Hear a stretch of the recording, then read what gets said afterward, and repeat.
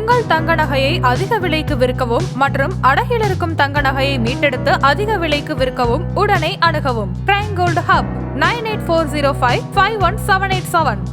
Aha, no compromise. உங்க சைடுலயும் எங்க சைடுலயும். It's a GT promise. GT Holidays, South India's #1 travel brand. திரு எடப்பாடி பழனிசாமி நல்லவரா கெட்டவரா? அனைத்து இந்திய அண்ணா திராவிட முன்னேற்ற கழகம் என்ற 2 கோடி தொண்டர்களுடைய இயக்கத்தை காப்பாற்றுவதற்காக இவங்க சொல்ற துரோகிங்கிற பட்டத்தை கூட அவர் சுமக்கிறார். 180 சட்டமன்ற தொகுதிகளில் 1.5 கோடி தொண்டர்களை சந்தித்திருக்கிற ஒரே தலைவர் இன்னைக்கு ஸ்டாலின் கிடையாது. எந்த தமிழகத்தில் இருக்கிற எந்த தலைவரும் கிடையாது. எடப்பாடி பழனிசாமி அவர்கள் தமிழகம் முழுவதும் 180 சட்டமன்ற தொகுதியில மக்களை எல்லாரும் ஓட்டா கன்வெர்ட் பண்ணும். எப்படி 2011 புரட்சி தலைவி அம்மா அவர்கள் விஜயகாந்த் அவர்களோட கூட்டணி அமைத்து 2வது இடத்திற்கு கூட திமுக வரவிடாமல் அடித்தாரோ, அதை போல 2வது இடத்திற்கு கூட திமுக வரக்கூடாதுங்கிறதுக்கு தான் நாங்க விஜய் கூப்பிடுறோமே தவிர நாங்க ஜெயிக்கிறதுக்காக கிடையாது. எங்களால நல்லா சொல்ல முடியும். ஏன்னா விஜயனுடைய நோக்கம் என்ன? இனி வரமாட்டார். விஜயனுடைய நோக்கம் என்ன? அதுதான் ஸ்லீப்பர்ஸ் எல்லாம் அனுப்பியிருக்காங்க. சேகர்பாபு அனுப்பியிருக்காரு, திமுக அனுப்பியிருக்குங்கிற வார்த்தை வைக்கிறேன். இன்னைக்கு இந்த எடப்பாடி பழனிசாமியினுடைய சொத்து இல்லை இந்த கட்சிங்கிறது.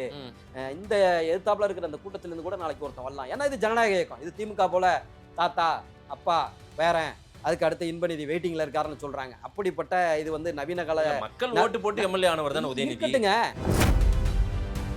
கட்சி தலைவருக்கு ரூட் போட்டு கொடுத்தேன், அம்மாவுக்கு ரூட் பண்ணேன், இப்போ வந்து விஜய்க்கு அப்படின்ற மாதிரி வார்த்தைகள்லாம் டிஎம் சௌந்தரராஜன் சொன்னாரா. நான் பாடினதுனால தான் எம்ஜிஆர் ஜெயிச்சாருன்னு. பிறகு கடைசி காலத்துல எம்ஜிஆர் வந்து டிஎம் சௌந்தரராஜனை வச்சு படத்துல பாட வைக்கல. ஏன்னா எஸ்பிபி எல்லாம் அதுக்காக தான் உருவாக்குனாங்க. என்ன அது போல அதுல ஒரு ஃபேக்டரா இருக்கலாம். நான் தான் ஒரு வழிகாட்டி மாதிரி இருந்ததா சொல்ல. வழிகாட்டியா இருந்தீங்கன்னா நீங்களே முதலமைச்சரா இருக்கலாமே. 2.25 லட்சம் ஓட்டு வாங்கினுச்சு மக்கள் நீதி மையம் மத்திய சென்னையில. இன்னைக்கு 2.25 லட்சம் பேர் அந்த கட்சியில இருக்கானா? 25 பேர் இருக்கானா கேளுங்க மத்திய சென்னையில. என்ன அதுதான் இருக்கிற நிலவரம். இவங்க 2 பேரையும் பிடிக்காத ஒரு ஃபேக்டர் வந்து தமிழகத்துல இருக்கு. அந்த ஃபேக்டர் வந்து யாரு புதுசா வந்தாலும் அப்படியே ஸ்கிப் ஆகிட்டே இருக்கும். அது வந்து அதே தான் சீமான்ட்ட இருந்துச்சு, அதே தான் அப்படியே மக்கள் நீதி மையத்துக்கு வந்துச்சு. அதுவே தான் இன்னொருத்தர் தமிழறிவு மணியன் ஆரம்பிச்சிருந்தாலும் அந்த டீம் தான் அங்க போயிருக்கும். அதன் தமிழர்களுக்கு வணக்கம். பல்வேறு துறைகளில் ஆக சிறந்த ஆளுமைகளை சந்தித்து நாம் நேர்காணல் எடுத்து வருகிறோம். அந்த வகையில் நம்மோடு இணைந்திருக்கிறார் அண்ணா திராவிட முன்னேற்ற கழகத்தின் செய்தி தொடர்பாளர் திரு காசிநாத பாரதி அவர்கள். அவரிடம் கேட்பதற்கு நிறைய இருக்கின்ற வாரங்களோடமே கேட்போம். வணக்கம் காசிநாத பாரதி சார். வணக்கம். எப்படி இருக்கீங்க? நல்லா இருக்கேன். முதல்ல உங்க கட்சியின் பொதுச் செயலாளர், உங்களுடைய முகம், உங்களுடைய அதிமுகவின் தலைவர் திரு எடப்பாடி பழனிசாமி நல்லவரா கெட்டவரா சார்? நல்லவர், ரொம்ப நல்லவர். எல்லாரும் போறாங்களே சார், எல்லாம் போயிட்டு வாங்கன்னு அனுப்பி விடுறாரு, யாரையும் கூப்பிட்டு உட்கார வச்சு பேச மாட்டேன்றாரு. இல்லை, ஒரு சில பேர் ஜீரணிக்க முடியாம அவருடைய வளர்ச்சியை பொறுக்காம அவர் ஏன்னா அவங்களோட மூத்தவங்க இருக்கலாம். அப்படி வயது அடிப்படையில் கொடுக்குறதா இருந்தால் இந்த கட்சியில் வந்து ஹெச்வி கண்டே தான் எனக்கு தெரிஞ்ச 98 வயசில் இருக்காருன்னு நினைக்கிறேன். சரி, அப்போ அது மாதிரி வந்து ஒரு அரசியல் இயக்கங்கிறது வந்து வயது முதிர்ச்சியின் அடிப்படையில் கொடுக்குற சர்வீஸ் விஷயம் கிடையாது. அரசு பணியில் தான் சர்வீஸுக்கு படி யார் அதிக அக்கௌண்ட்டில் வர்றாங்களோ கொடுப்பாங்க. அதனால் அந்த இது வந்து இதில் கிடையாது. அந்த வயது முதிர்ச்சியின் அடிப்படையிலையும் இவருடைய வளர்ச்சியை பொறுக்காமலும் நான் என்ன சொல்கிறேன், 1000 விஷயங்கள் இருந்தாலும் ஒரு இயக்கத்தினுடைய பொதுச் செயலாளராக ஒருத்தர் வந்துட்டார்னா அவர் என்ன சொல்கிறாங்களோ அவர்கள் இட்ட பணியை காலால் இட்ட பணியை தலையால் செய்ய வேண்டியதான் நம்மளுடைய வேலை. அதை தவிர வேறு எந்த வேலையும் கிடையாது. அதுதான் இயக்கம், அதுதான் கழகம். கருத்து கூறலாம்ல, சஜஷன் சொல்லலாம்ல, இதெல்லாம் நாம இதெல்லாம் மாத்தினா கொஞ்சம் சரியாகும்னு சொல்றத கேட்கலாம்ல. நிச்சயமா சொல்லலாம். அதை நீங்க இன்னர் சர்க்கிள் மீட்டிங்ல தான் சொல்லணும். உங்களுக்குன்னு பொதுக்குழு இருக்கு, செயற்குழு இருக்கு, மாவட்ட செயலாளர் கூட்டம் இருக்கு. செங்கோட்டையனே எடுத்துக்கங்க, அவர் மாவட்ட செயலாளர், ஈரோடு மாவட்ட செயலாளர். அவர் மாவட்ட செயலாளர் கூட்டத்தில் தான் அந்த கருத்தை சொல்லணுமே தவிர பொது வழியில் ப்ரெஸ்ஸை மீடியாவை கூப்பிட்டு பேட்டி கொடுக்குறதுங்கிறது வந்து அந்த தலைமையை மீறுவதாக தான் நாங்கள் கருதுறோம். தனியாக வந்தோம் 6 பேர் சொன்னோம், அதில் 5 பேர் உங்கள் கூட தான் இருக்காங்க, கேட்டு பாருங்கன்னு சொல்கிறாரு அவர். அந்த 5 பேர் பேட்டி கொடுக்கலையே. அதனால வந்து தலைமை என்ன முடிவு எடுக்குதோ அதாவது வந்து இந்த இயக்கத்தினுடைய தலைவராக புரட்சி தலைவர் எம்ஜிஆர், புரட்சி தலைவர் அம்மா போன்ற மிகப்பெரிய சினிமா ஆளுமைகளை தாண்டி இன்றைக்கு ஒரு சாதாரண விவசாய குடும்பத்திலிருந்து ஒரு கிளைக்கழக சிலுவம்பாளையத்தினுடைய கிளைக்கழக செயலாளரிலிருந்து தொடங்கி இன்றைக்கு அந்த இயக்கத்தினுடைய பொதுச் செயலாளராக வந்திருக்கிறார் என்று சொன்னால் நம்மில் ஒருவர், நமக்கான ஒருவர், ஒரு விவசாய குடும்பத்திலிருந்து சாதாரண குடும்பத்திலிருந்து வந்திருக்கிறார். அது வந்து ஒரு கின்னஸ் ரெக்கார்டுக்கு இணையாக தான் சொல்ல முடியும். ஏன்னா எந்த ஒரு அரசியல் பின்புலமும் இல்லாமல், எந்த ஒரு சினிமா பிரபலமும் இல்லாமல் அந்த இடத்துக்கு வந்து உட்காந்துருக்காருன்னா அவருக்கு ஆற்றல் இல்லாமல் அந்த இடத்துக்கு வந்திருக்க முடியாது. ஏதோ ஒரு ப்ளஸ். இப்போ நான் வந்து ஏறக்குறைய வந்து 97லேருந்து மறுமலர்ச்சி திமுகவில் ஒன்றிய செயலாளர் இருந்தவன், வேதாரண்யம் ஒன்றிய செயலாளராக. 2012 நாஞ்சில் சம்பத்தோடு இந்த இயக்கத்தில் அனைத்து இந்திய அண்ணா திராவிட முன்னேற்ற கழகத்தில் புரட்சித் தலைவர் அம்மா அவர்கள் முன்னிலையில் சேர்றேன். இந்த இயக்கத்தினுடைய தலைமையை கைப்பற்றுவதற்கான சமகால போட்டியில் வந்து டிடிவியும் எடப்பாடியாரும் இருந்தாங்க. சின்னம்மா அவர்கள் சிறைக்கு செல்ற போது இவர்கிட்ட ஆட்சியையும் அவர்கிட்ட கட்சியையும் ஒப்படைச்சிட்டு போனாங்க. அப்போ 2 பேரும் சம பலத்தோடு இருக்கிறாங்க. ஏறக்குறைய ஒரு 5% பலம் சின்னம்மாவனுடைய வளர்ப்பு என்ற அடிப்படையில் டிடிவிக்கு இருந்துச்சு. ஆனால் அதை சரியாக பயன்படுத்தாமல் தான் தோன்றித்தனமாக நடந்து கொண்டு அந்த இயக்கத்தில் ஓடி வெற்றி பெற முடியாத அவர் ஓடி வெற்றி பெற்ற எடப்பாடியாரை பார்த்து பரிகாசம் செய்வதும் அதை ஏற்றுக்கொள்ளாமல் அதற்கு எதிராக செயல்படுவதுங்கிறது தவறு.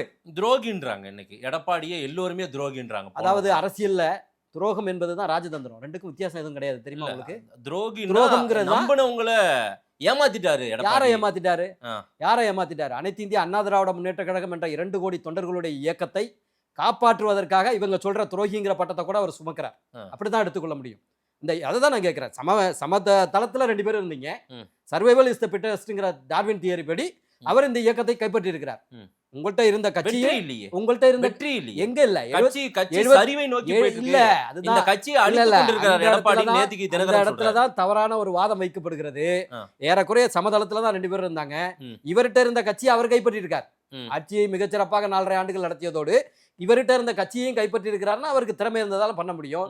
தோல்விங்கிற ஒரு அபகரிப்புன்ற கட்சியை கைப்பற்றினார் ஒரு வார்த்தையை அபகரிப்பு மாதிரி. அதே அபகரிப்பதற்கான வாய்ப்பு உங்களுக்கு இருந்துச்சு இல்லங்க. நான் ஓட்டப்பந்தயத்துல 2 பேரும் தான் சம இதுல ஓடுனீங்க. யதார்த்தத்தை பேசுறீங்க. ஆமா, நான் யதார்த்தத்தை பேசுறேன். தோத்துட்டீங்க. நீங்க தோத்ததுக்கு பிறகு அவர் எப்படி மேல போய் நிக்கலாம்னு கேட்டா ஜெயிச்சவர் மேலதானே நிப்பாரு. நான் திரும்பவும் சொல்றேன், நீங்கள் மட்டுமல்ல தமிழகத்துல இருக்கிற காட்சி ஊடகங்களும் சேர்ந்து எடப்பாடியார் தோல்வியை சந்திச்சிட்டார் அப்படிங்கிற மாதிரி ஒரு வாதம் சொல்ல சார். தொடர்ச்சியா 2019ல சரி வைக்கிறாங்க அப்படி ஒரு வாதத்தை. 89ல அம்மாவுக்கு அப்படித்தானே ஒரு வாதம் வச்சிருக்க முடியும். சரி, அன்றைக்கு ஜெயலலிதா, அப்புறம் தான் புரட்சி தலைவி ஜெயலலிதா, அதுக்கு பிறகு அம்மா, மாண்புமிகு அம்மா. அப்படிதான் இன்னைக்கு பரிணாம வளர்ச்சியை தான் நம்ம பார்க்க முடியும். இன்னைக்கு ஒரு தலைமையினுடைய தோல்வி, தலைமையினுடைய இழப்பு, அம்மாவினுடைய இழப்பு, 10 ஆண்டுகள் ஆண்டி இன்கும்பன்ஸ், அதை தாண்டி பிரசாந்த் கிஷோர் போன்றவர்கள் திமுகவுக்கு வேலை செய்தது, 520 பொய்யான வாக்குறுதிகள், இதையெல்லாம் கட்டவர் பண்ணி வர்றதற்கு அன்னைக்கு 77 தொகுதிகளை வெற்றி பெற்றிருக்கிறார். அன்றைக்கு அந்த இயக்கத்தினுடைய ஒருங்கிணைப்பாளராக இருந்த ஓ பன்னீர்செல்வம் அங்க தங்க தமிழ்ச்செல்வன் நின்றதுனால தேனி தொகுதியை தவிர வேற எந்த தொகுதிக்கும் பிரச்சாரத்துக்கு வரல. உங்களுக்கே தெரியும். ஒருங்கிணைப்பாளர் என்பவர் தலைவரா இருக்கிறவர் தான் தமிழ்நாடு ஃபுல்லா சுத்தி இருக்கணும். ஆனால் இவரை முதலமைச்சர் கேண்டிடேட்டாக அறிவித்ததாலோ என்னமோ தெரியல, அவர் தேனி தொகுதியை பயன்படுத்தல. இபிஎஸ் இன்னைக்கு செங்கோட்டையன் இல்ல பயன்படுத்தலன்னு வார்த்தையே வரக்கூடாது. ஏன்னா ஒருங்கிணைப்பாளர் அவரு, ஓபிஎஸ் தான் ஒருங்கிணைப்பாளர், தலைவர் தான் அவரு, இணை ஒருங்கிணைப்பாளர் தான் இவர். அதனால இருக்கட்டும், இருந்தாலும் ஒரு ஒருங்கிணைப்பாளராக இவருக்கு என்ன வேலை இருந்திருக்க வேண்டும்? தமிழகம் முழுவதும் நீங்க சுற்றுப்பயணம் செஞ்சிருக்கணும், செய்யல. அப்ப அந்த 77 தொகுதியில 75 தொகுதியில வெற்றி பெற்றதற்கான ரைட்டை கிளைம் பண்றதுக்கான உரிமை வந்து யாருக்கு இருக்குன்னா எடப்பாடியாருக்கு தான் இருக்கு. அதனால தோல்வியினால அதை எடுத்துக்கொள்ள முடியாது. இவங்களை எல்லாம் வீழ்த்தி சாதிச்சிட்டார் எடப்பாடி. நிச்சயமாக நானும் ஏத்துக்கிறேன். அரசியல் களத்துல ஓட்டரசியல்ல தோல்வி முகமாவே போயிட்டு இருக்கு. இது மறுபடியும் ஒண்ணு போனா அவ்வளவுதான், அதிமுகவே சிக்கல்ல போயிடும், அதிமுகவே இல்லாம தோல்வி முகம் என்ற ஒன்று எந்த இடத்திலும் கிடையாது. 10 முறை உள்ளாட்சி இல்லப்பா, அதெல்லாம் வந்து எதிர்கட்சிகளால் திராவிட முன்னேற்ற கழகத்தால் கட்டமைக்கப்படுகின்ற ஒரு பொய்யான வாதம். எந்த இடத்துலையும் இப்ப 2019 பாராளுமன்ற தேர்தலில் பெற்ற வாக்குகளை விட இப்ப 2% வாக்குகளை இந்த பாராளுமன்ற தேர்தல் அதிகமா பெற்றிருக்கும். மிகச்சாதாரண வேட்பாளர்களை நிறுத்தி ஒரு எம்பி பாஜகவில் நிறுத்தினது போல ஒரு முன்னாள் ஆளுநரை கொண்டாந்து தமிழிசை சவுந்தரராஜன் போல ஒரு ஆளுநரை கொண்டாந்து நாங்க நிப்பாட்டல. மிக சாதாரணமான வேட்பாளர்களை நிறுத்தி ஏன்னா எங்களுக்கு வந்து நாங்க பிரதமர் யாரையும் முன்மொழியல. அது கூட தமிழகத்துல வாக்கு கிடைக்காத இருக்கட்டும். 2019 நாங்க வாங்கின பாராளுமன்ற தேர்தலில் வாங்கின வாக்கு வந்து 90% 85%. ஆனால் சட்டமன்ற தேர்தலில் 1,35,00,000 ஓட்டை வாங்கியிருக்கிறோம். 2% வாக்குகள்ல தான் திமுக கிட்ட நாங்க ஆட்சி இழந்திருக்கிறோம். 55 ஓட்டுகள்ல மட்டுமே 15 தொகுதியில நாங்க தோத்துருக்கிறோம். ஏறக்குறைய 5000 வாக்கு கிட்டத்தட்ட 60 தொகுதியில தோத்துருக்கிறோம். அதனால வந்து இதெல்லாம் தோல்வியே கிடையாது. அப்படி நீங்க பாத்தீங்கன்னா ஏதோ ஒரு தோற்றம் பலவீனமான மாதிரி இல்ல. அப்படி ஒரு வாதத்தை வச்சீங்கன்னா ஆர்கே நகர்ல டெபாசிட் இழந்த கட்சி திமுக. ஏற்கனவே எதிர்கட்சி அந்தஸ்தை கூட 2011 புரட்சி கலைஞர் விஜயகாந்த் அவர்களிடம் இழந்த கட்சி திமுக.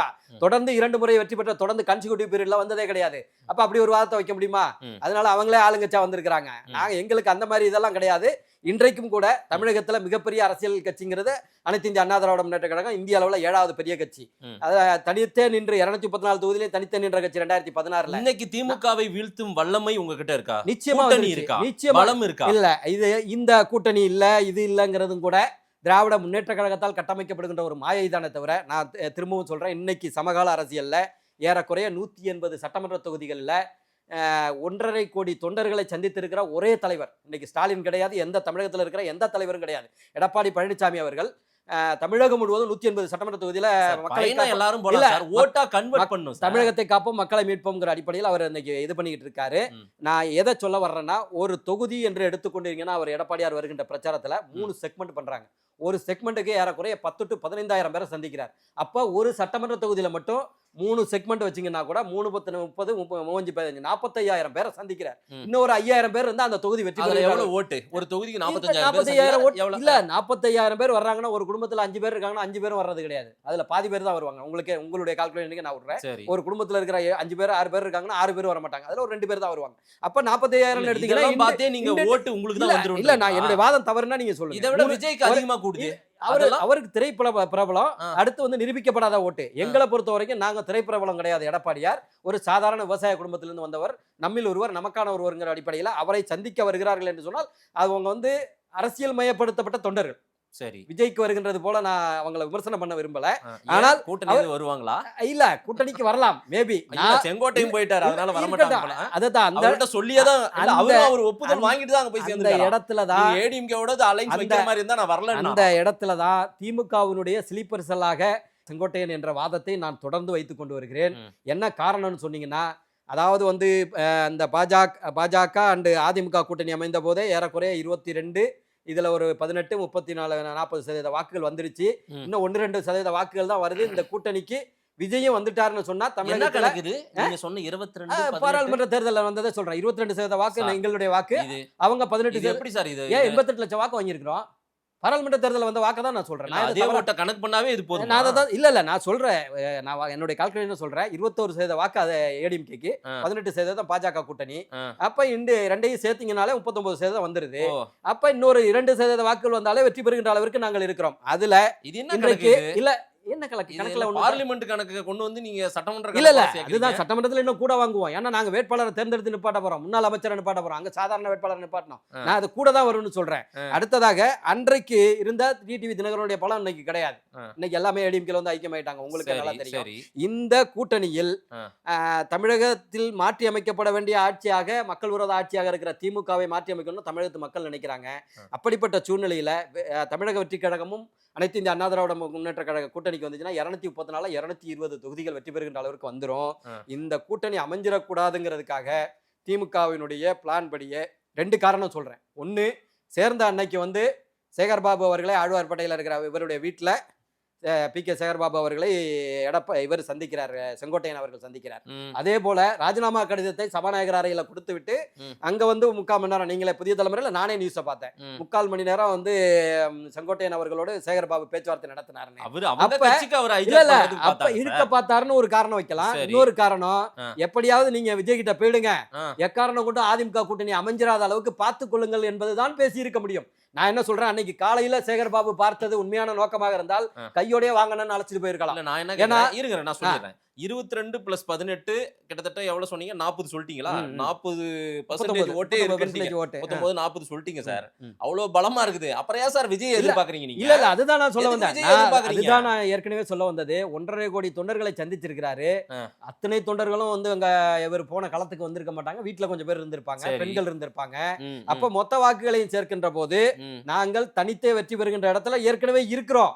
நாங்க சொல்றது, விஜய் சொல்லுகின்ற மக்கள் விரோத ஆட்சி, திமுக ஆட்சி அகற்றப்படணும்னு விஜய் சொல்வது உண்மையாக இருந்தால், அதே கருத்தை டிடிவி தினகரனும் ஓபிஎஸும் சொல்வதாக இருந்தால் சொல்லிதானே ஆகணும். தமிழ்நாட்டு மக்களுக்கு விரோதமான ஆட்சி தான் இங்க நடந்துகிட்டு இருக்கு. உங்களுக்கே நல்லா தெரியும், குமாரபாளையம் தாலுகாவில், நாமக்கல் மாவட்டத்துல ஒரு தாலுகாவில் மட்டும் 1000 பேர்களுடைய கிட்னிகள் திருடப்பட்டிருக்கின்றன. சும்மா கிடையாது. கிட்னியை யார் திருடுறா? உங்க சட்டமன்ற உறுப்பினர், திமுகவை சேர்ந்த சட்டமன்ற உறுப்பினர். அந்த 1000 கிட்னிக்கு நான் சொல்ல வரல. அவருடைய கிதார் மருத்துவமனையும் அவருடைய தனலட்சுமி சீனிவாசன் மருத்துவமனையிலையும் உங்களுடைய சட்டமன்ற உறுப்பினர் கதிரவன் அவர்களுடைய மருத்துவமனை இன்னைக்கு தடை செய்யப்பட்டு நீங்க சட்ட வல்லுநர்களை வச்சு நீங்க வேணா ஜெயிச்சிருக்கலாம் கேஸ்ல. ஆனால் நடந்தது உண்மை.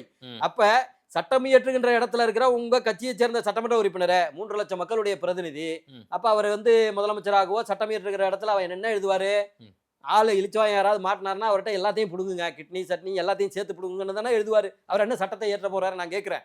ஒரு சட்டமன்ற உறுப்பினரை உடனடியாக அவனை டிஸ்குவாலிஃபை பண்ணி அனுப்பியிருக்கணுங்க. நீங்க உண்மையான மக்கள் இயக்கமாக இருந்தா, இன்னைக்கு குமாரபாளையம் தாலுகாவில் 1000 பேர்களுடைய கிட்னி திருடப்பட்டிருக்குன்னா அந்த மக்கள் அதை வந்து நாங்க சொல்லல.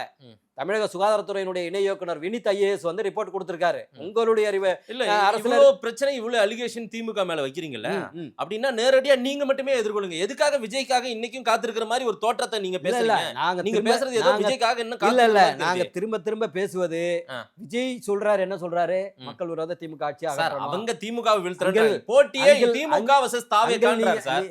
அது உடன்பட உங்களுக்கு? அவர் பொய்யான மாயை, நீங்க தானே சார் அட்டாக்கிங் டு விஜய் இருங்க. பொய்யான மாயையை அவர் கட்டமைக்கலாம். அப்படிப்பட்டவருக்கு எதுக்காக நீங்க காத்திருக்கிற ஒரு தோற்றத்தை கொடுக்குறீங்க? இல்ல காத்திருப்பது ஒட்டுமொத்த திமுகவை மூன்றாவது இடத்துக்கு அனுப்பணுங்கிறதா நாங்க சொல்ற வாதமே. எப்படி 2011 புரட்சி தலைவி அம்மா அவர்கள் விஜயகாந்த் அவர்கள் கூட்டணி அமைத்து 2வது இடத்திற்கு கூட திமுக வரவிடாமல் அடித்தாரோ, அதை போல 2வது இடத்திற்கு கூட திமுக வரக்கூடாதுங்கிறதுக்கு தான் நாங்க விஜயை கூப்பிடுறோமே தவிர நாங்க ஜெயிக்கிறதுக்காக கிடையாது. எங்களால நல்லா சொல்ல முடியும். ஏன்னா விஜயனுடைய நோக்கம் என்ன? இனி வரமாட்டார் சார். ஒரு நிமிஷம், விஜயனுடைய நோக்கம் என்ன? அதுதான் ஸ்லீப்பர்ஸ் எல்லாம் அனுப்பியிருக்காங்க, சேகர்பாபு அனுப்பியிருக்காரு, திமுக அனுப்பியிருக்குங்கிற வாதத்தை வைக்கிறேன். நாங்க சொல்ற வாதம் என்ன? திமுக என்ன இவர் என்ன சொல்றாரு? தாவேகா திமுக மக்கள் விரோத திமுகவை அகற்றணும். எங்களுடைய நோக்கம் என்ன? மக்கள் விரோத திமுக, தீய சக்தி திமுகவை அழிக்கணுங்கிறது தான் எம்ஜிஆர் காலத்துல இருந்து எங்களுக்கு உள்ள 50 ஆண்டு கால நோக்கம். அந்த நோக்கத்துக்கான காரணத்தையும் அவங்க தொடர்ந்து உங்களால வலிமையா இருக்குன்னா நீங்க எதிர்கொள்ளுங்க திமுக. நான் சொல்லிட்டேனே, விஜயும் கூட சேரணும்னு ஆசைப்படுறீங்க. அதுதான் 2வது கூட வரக்கூடாதுன்னு தான் சொல்றேன். யாரு? திமுகவை 3வது அனுப்புறது எப்படி? விஜயகாந்த் அவங்க பாத்துப்பாங்க சார். நீங்க ஜெயிக்கிற வேலையை பாருங்க. நாட்டு மக்களின் நலன கருதி தான் நாங்க சொல்றோங்கிற கருத்தை சொல்ல வரேன். திமுக 2வது இடம் கூட வந்துடக்கூடாது. அதான் விஜயகாந்த் சொல்றேன். எப்படி 2011 எதிர்க்கட்சியா கூட அவர் வரல, எதிர்க்கட்சியா கூட திமுகவை வந்து 3வது தான் அனுப்பணும். அது போலதான் கொண்டு வரணும்னு சொல்றேன். இங்க நான் சொல்ல வர்றது என்னன்னா, இந்த நோக்கம் கரெக்டா இருந்துச்சுன்னா தாவேகாவுக்கு நாங்க இன்னொரு கருத்தையும் நான் பதிய வைக்க விரும்புறேன். அந்த கரூர் சம்பவத்துக்கு பிறகு இவருக்கு கொஞ்சமாவது அதிமுக சப்போர்ட் பண்ணாம இருந்திருந்தா அந்த தமிழக வெற்றி கழகங்கிற இயக்கத்தையே திமுக தடை செய்வதற்கான முகாந்திரத்தை உருவாக்குனாங்க. உங்களுக்கு நல்லா தெரியும். ஊடகவியலாளராக உங்களுக்கு நல்லா தெரியும். காசிநாத பாரதி நியாயத்தின் பக்கம் அதிமுக நிக்குதுன்னு சொல்லுங்க. நிச்சயமா நீங்க ஒரு பிரச்சனையில அவரை எப்படியாவது அலைன்ஸா மாத்திரலாமா, இல்ல கன்வெர்ட் பண்றதுக்கு முயற்சி பண்ணீங்களா? அன்னைக்கு அந்த இறப்பு அங்க போய் பார்க்க போறாரு எடப்பாடி. சரி, அவரை பேட்டி கேட்கறாங்க. எல்லாருமே ஒரு உணர்ச்சி வசப்படுகின்றவங்களா என்ன இருந்தா என்ன சொல்லுவாங்கன்னா, 41 பேரையும் விஜய் கொண்டுட்டாருன்னு ஒரு வார்த்தையை சொல்லுவாங்க. ஆனால் எடப்பாடியார் மிக யதார்த்தமாக அவர் என்ன மனநிலையில் இருக்காருன்னு தெரியலைங்க, அப்படியெல்லாம் சொல்ல முடியாதுங்க அப்படின்னு சொல்றாரு. ஆனால் திமுகவை சேர்ந்தவர்கள் என்ன மாயையை கட்டமைச்சாங்க? 41 பேரையும் விஜய்னால தான் செத்துட்டாங்க, விஜய் லேட்டா வந்தாரு வந்தாரு, பல்வேறு குற்றச்சாட்டுகளை வச்சாங்க. என்ன அதனால வந்து அன்றைக்கு யதார்த்தமாக எப்படி வந்து நீங்க உங்க வர்க்க பரம்பரையாக உங்க குடும்பத்துல இருந்து உதயநிதியை நீங்க 3வது தலைமுறையாக கொண்டு வர்றீங்களோ, எப்படி உங்களுக்கு தமிழகத்தில் அரசியல் நடத்துவதற்கு உங்களுக்கு என்ன உரிமை இருக்கிறதோ அதை விட உரிமை விஜய்க்கு இருக்குன்னு சொல்லி நாங்க ஜனநாயக இயக்கமாக அதை சப்போர்ட் பண்ணோம். மாரலி நாங்க சப்போர்ட் பண்ணோம். இல்லைன்னா அன்னைக்கே தடை செஞ்சிருப்பாங்க நிச்சயமாக. என்ன விஜயை காப்பாற்றியதே எடப்பாடியா? அப்படி சொல்ல வரல. அதாவது வந்து நம்ம ரைட்டை ஃபுல்லா கிளைம் பண்ண முடியாது. அதுல எங்களுடைய பங்களிப்பு இருக்குங்கிறத தான் நம்ம சொல்ல முடியும். எந்த இடத்துலையுமே நாங்க வந்து அப்படி ஒரு பங்களிப்பை சொல்ல முடியும். இப்பயும் இந்த மீட்டிங்ல கூட என்ன சொல்றாரு, இன்னைக்கு இந்த எடப்பாடி பழனிசாமியினுடைய சொத்து இல்ல இந்த கட்சிங்கிறது, இந்த எதிர்த்தாப்புல இருக்கிற அந்த கூட்டத்தில இருந்து கூட நாளைக்கு ஒருத்தன் வரலாம். ஏன்னா இது ஜனநாயக இயக்கம். இது திமுக போல தாத்தா அப்பா பேரன் அதுக்கு அடுத்து இன்பநிதி வெயிட்டிங்ல இருக்காருன்னு சொல்றாங்க. அப்படிப்பட்ட இது வந்து நவீன கால மக்கள் ஓட்டு போட்டு எம்எல்ஏ ஆனவர் தானே உதயநிதி. மக்கள் ஓட்டு போட்டு தானே எம்எல்ஏ ஆனாரு. சரி, கட்சியில உள்ளவங்க ஓட்டு போட்டா அவரு துணை முதல்வர் ஆனாரு. துணை முதல்வர் அந்த கட்சி ஏத்துக்குச்சு சார். அந்த கட்சி எம்எல்ஏக்கள் ஏத்துக்கிட்டாங்க. உங்களுக்கு என்ன பிரச்சனை? 2020 செப்டம்பர் மாசம் தான் அவர் வந்து தாம்பரத்துல நடந்த ஒரு கூட்டத்துல முதல்ல அரசியலுக்கு வர. அதுக்கு முன்ன அவருக்கு கொடுத்த பேட்டி எல்லாம் பார்த்திருப்பீங்க. எங்க வீட்டுல எல்லாரும் முதலமைச்சராகவும் பொறுப்புல இருக்கிறதுனால நான் அரசியலுக்கு வரணும்னு அவசியம் கிடையாது, நான் என் வாழ்காலத்திலே அந்த பேட்டியை பாத்துறீங்களா இல்லையா? நான் பார்த்தேன் சார். அப்புறம் இன்னைக்கு மக்கள் ஏத்துக்கிட்டாங்க. இன்னைக்கு மழை நிவாரண பணிகள் எல்லாம் ஈடுபடுறாரு. எங்க போறாரு? மக்கள் பணி 41 பேர் இறந்த போது அங்க இருந்து வந்து எட்டி பார்த்துட்டு திரும்ப கோயத்துக்கு போயிட்டாரு. அதை சொல்றீங்களா? அவரு வேற ஒரு தனிப்பட்ட பயணத்துல வெளியூர்ல பயணம்ங்கிறது வேறங்க. ஒரு ஸ்டேட்ல வந்து 41 பேர் இறந்திருக்காங்கிறது ஒரு மேஜர் இன்சிடென்ட்ங்க. வந்தாருல உடனே பறந்து வந்தாரா? யாரு? நீங்க சாதாரண எம்எல்ஏ கிடையாது, துணை முதல்வர்.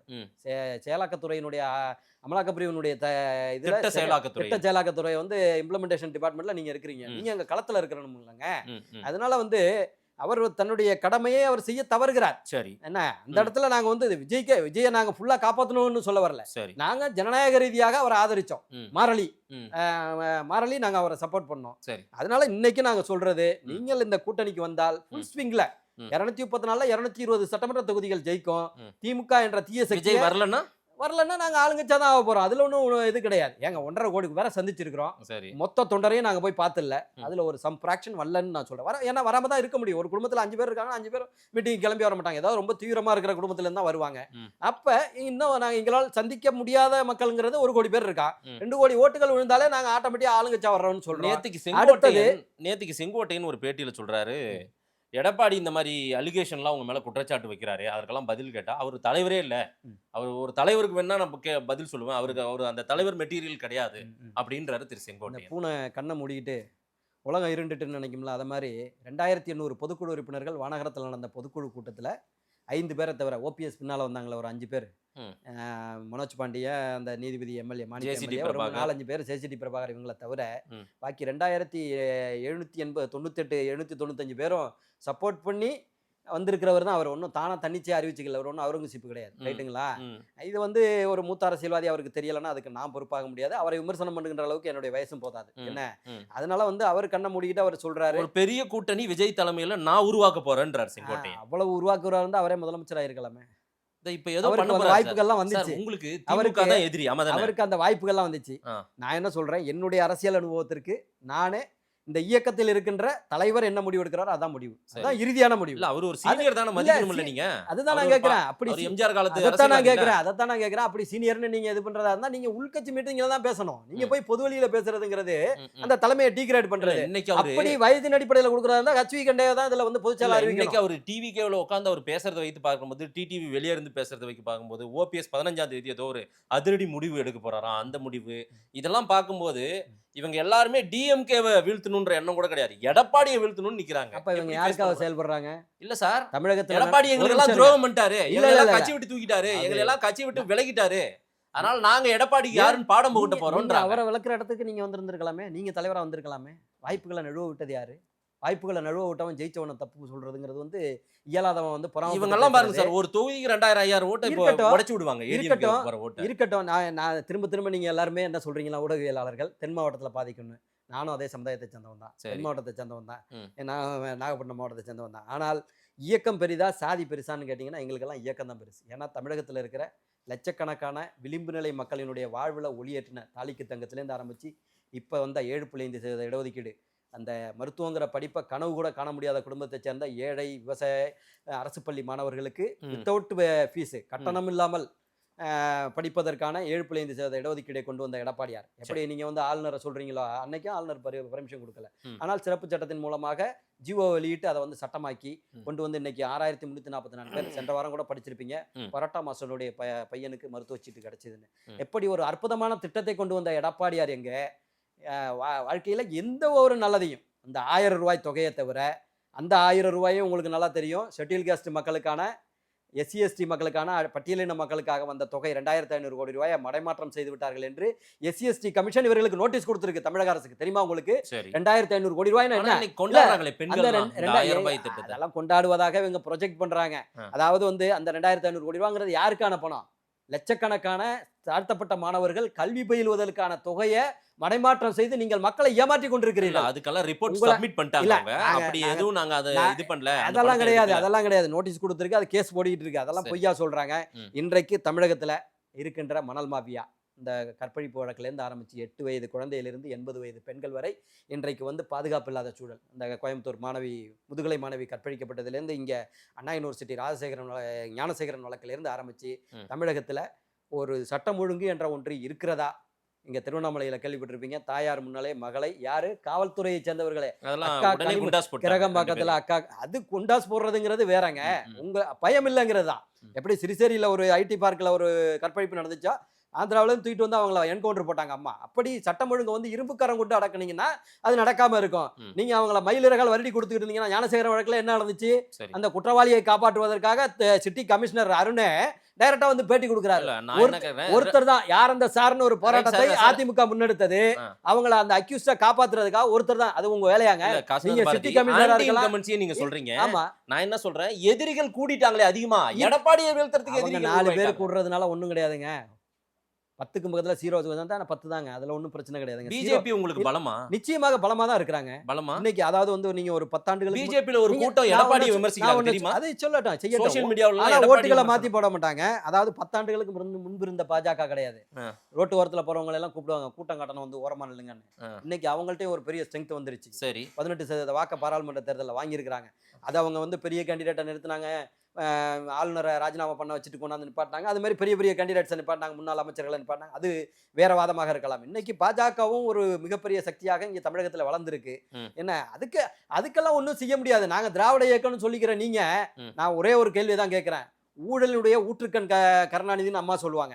ஊழலுடைய ஊற்றுக்கண்ணாக இன்னைக்கு திமுக அரசு இருக்கா இல்லையா? நான் சொல்லல. உங்களுடைய அரசுல பைனான்ஸ் மினிஸ்டராக இருந்த, நிதியமைச்சராக இருந்த பிடிஆர் பழனிவேல் தியாகராஜன் ஓராண்டுக்குள்ளேயே, ஆட்சி அமைந்த ஓராண்டுக்குள்ளேயே 30,000 கோடி அடிச்சு குவிச்சுட்டாங்க. உதயநிதியும் சபரீசனும் எங்க வைக்கிறதுன்னு தெரியாம நிக்கிறாங்க.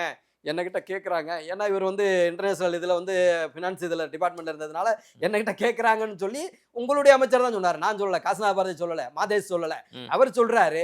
அவர் சொன்னது தப்பா, நீங்க ஒரு மானிபுலேட்டடாவே அந்த நியூஸ் வந்துச்சுன்னா இன்னைக்கு வரைக்கும் அதை தப்பா பப்ளிஷ் பண்ணவங்களை அரெஸ்ட் பண்ணிருக்காங்க சார். பிரச்சாரம் யார பேசுறாரு? இல்ல நான் என்ன கேக்குறேன், பிரச்சாரத்துக்கு நல்ல நான் சொல்றேன், நான் என்ன கேக்குறேன், எப்படி வீழ்த்த முடியும்? என்னுடைய கூட இருந்தவங்க எல்லாம் உங்களை வீழ்த்தணும்னு நினைக்கிறாங்கன்ற இவங்க எல்லாம் கிரைட்டீரியாவே கிடையாதுங்க. இல்லையா? நீங்க ஓ பன்னீர்செல்வம் அவர்கள், அவர் வந்து இந்த இயக்கத்தினுடைய ஒருங்கிணைப்பாளராக இருந்தவர். ஒருங்கிணைப்பாளர்னா தலைவரா இருந்தவரே அந்த இயக்கத்தை விட்டு நீக்கிறாங்க. நீக்கிற போது அவர் பின்னால எத்தனை பேர் போறாங்க? 5 பேர் தான் போறாங்க. இவங்க எல்லாம் நீங்க இல்ல நீங்க ஒருவேளை விஜய் அம்மாவை நீக்க முடியுமாங்க? புரட்சி தலைவரை நீக்க முடியுமாங்க அந்த இயக்கத்துல இருந்து? உங்களை நீக்கிறாங்க. அது 2800 பொதுக்குழு உறுப்பினர் உட்கார்ந்து நீக்கிறாங்க. 5 பேர் தான் உங்க பின்னால வர்றான். அப்ப நீங்க என்ன வேலை பார்த்துருக்கீங்க? ஒருங்கிணைப்பாளர் வேலையை ஒழுங்கா பார்க்கல. சரி, என்ன அதன் டிவில நெறியாளர் வேலையை அதை மாதேஷ் பார்த்தா எப்படி நீக்க முடியும்? அங்க நீங்க 5 பேர் தான் உன்னை நம்பி வர்றானா, உனக்கு அந்த தகுதி இல்லை. தகுதி இல்ல.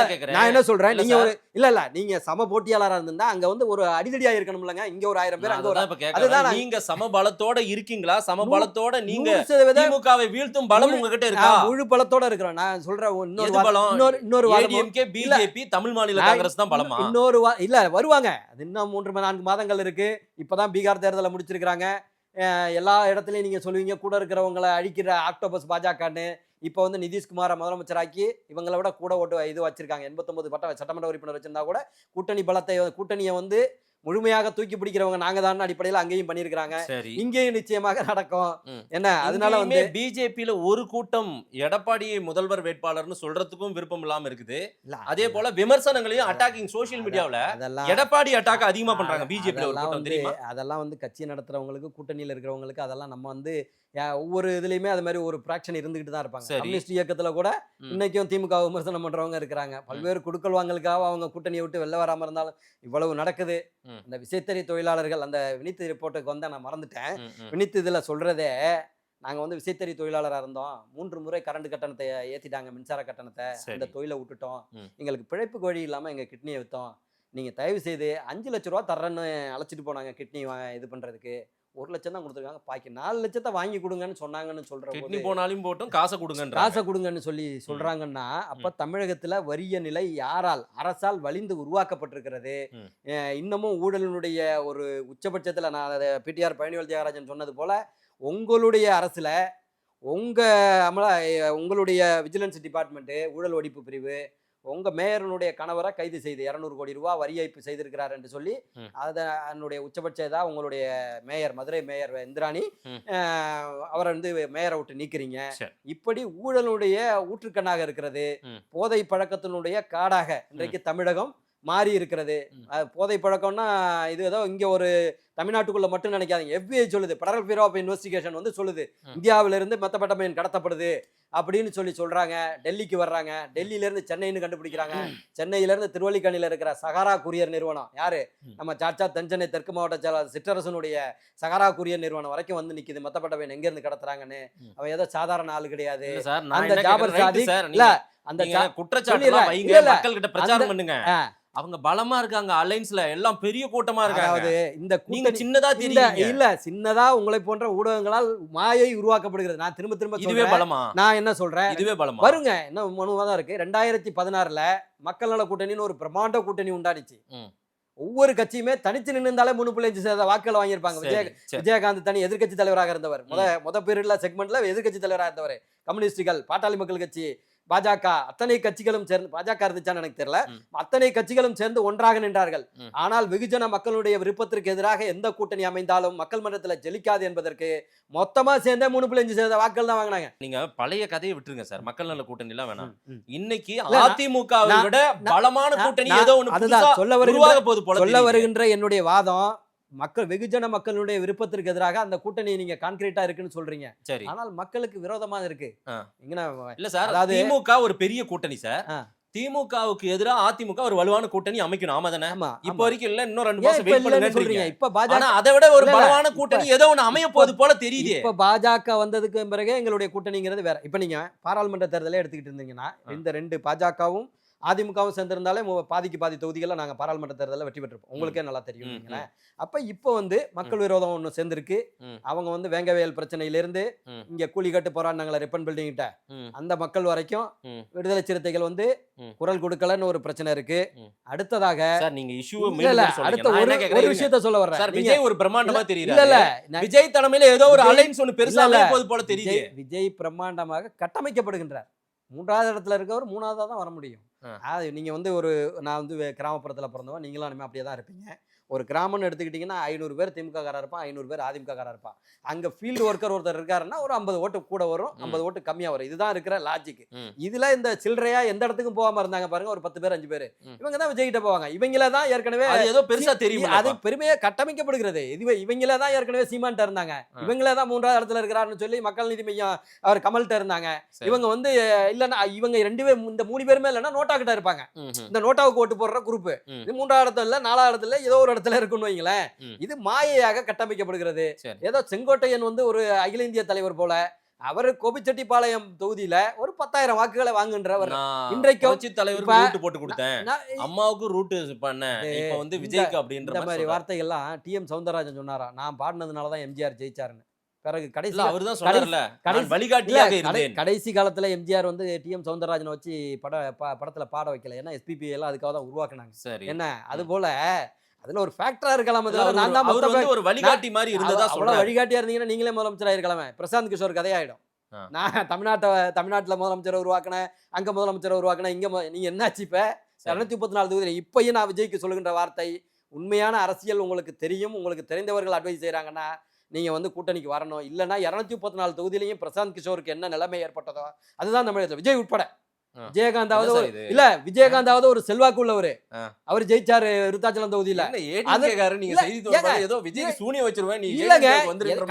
அதாவது நீங்க சொல்றது நான் வந்து கிட்டத்தட்ட 97ல இருந்து அரசியல் இருக்கேன். என்னுடைய அரசியல் ஞானத்துல நான் எனக்கு தெரிஞ்ச அடிப்படையா அவர் சபார்டினேட்டா வரணும், அவர் பிரைமரி ஃபோர்ஸ்ன்றார். வாய்ப்பே இல்லைங்க. நான் தான் சொல்றேன், ஒரு கிராமத்துல 500 பேர் திமுக, 500 பேர் அதிமுக. இது வந்து எங்கேயும் மாறாது. இப்பவும் அப்படிதான். அதுல இருக்கிற ஒரு 200 பேர் மிச்சம் இருக்கிறதுல ஒரு 10 பேர் பிஜேபியில இருப்பாங்க, 10 பேர் இதுல இருப்பாங்க. அப்படிதான் இந்த 10 பேரை தான் நீங்க பிரிச்சுக்கணுமே தவிர, அதைத்தான் ஏற்கனவே மக்கள் நீதி மையம் 2.25 லட்சம் ஓட்டு வாங்கினுச்சு. மக்கள் நீதி மையம் மத்திய சென்னையில இன்னைக்கு 2.25 லட்சம் பேர் அந்த கட்சியில இருக்கானா, 25 பேர் இருக்கானா கேளுங்க மத்திய சென்னையில.